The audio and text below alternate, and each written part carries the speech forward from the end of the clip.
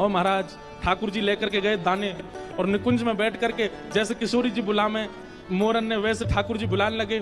सबरे मोर आ गए, बोले ये तो श्याम सुंदर हैं, ये तो हमारे हैं, इनके हाथ से पावे में कहा संकोच। जैसे ही सबरे मोर आए हाथ से दानों पान लगे, ठाकुर जी ने एक एक मोर पकड़ो और ले करके महाराज दूर गामन में छोड़े आए और सब ने सौगंध दिया है, तुम्हें सौगंध है कल रास में मत आइयो, तुमने विक्षेप डालो आ जाए करके।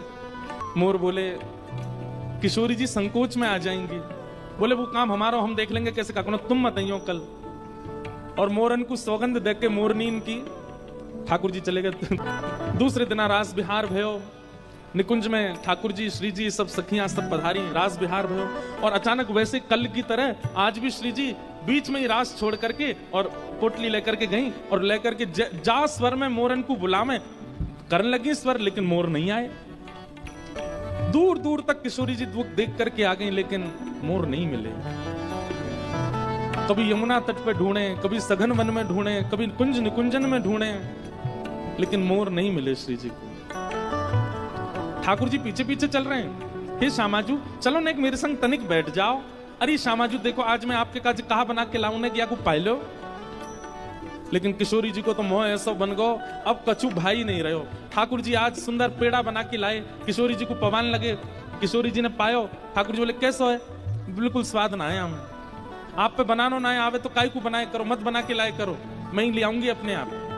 ठाकुर जी बोले मेरे द्वारा दी गई सामग्री कभी अगर नहीं भाती है तो किशोरी जी थोड़ा मन मार के भी स्वीकार कर ले, लेकिन ऐसे स्पष्ट मना तो कभी नहीं करती। आज इतनी बुरी लग गई, मोर इतने प्रिय है इनको कि मैं सामग्री दे रहा हूं वो भी स्वीकार नहीं है। अंत में ठाकुर जी मन में विचार करने लगे मोर इतने प्रिय है, अब मोर तो हम पल्ले गांव में छोड़ के आए। ठाकुर जी बोले तो नेक बैठो श्री जी, मैं आऊं अभी आऊं। ठाकुर जी निकुंज से बाहर गए, सब रे ग्वाल बाल बुलाए, बोले भैया चलो मोरन ने पकड़ के दोबारा लाओ। श्री जी तो नाराज जगह बैठ गई हैं। सब रे ग्वाल बाल गए वह दूसरे गांव में, वहां पे जंगल में मोर बैठे थे, कसम दई ठाकुर जी ने मोरनी इनकी आमद जई हूं। ठाकुर जी बोले भैया चलो किशोरी जी के पास चलना, जल्दी चलो। मोर बोले ठाकुर जी श्री जी जैसे आपको श्री जी प्रिय हमारी मोरनी हमको प्रिय, हमको कसम लगी हम तो ना जा रहे आज।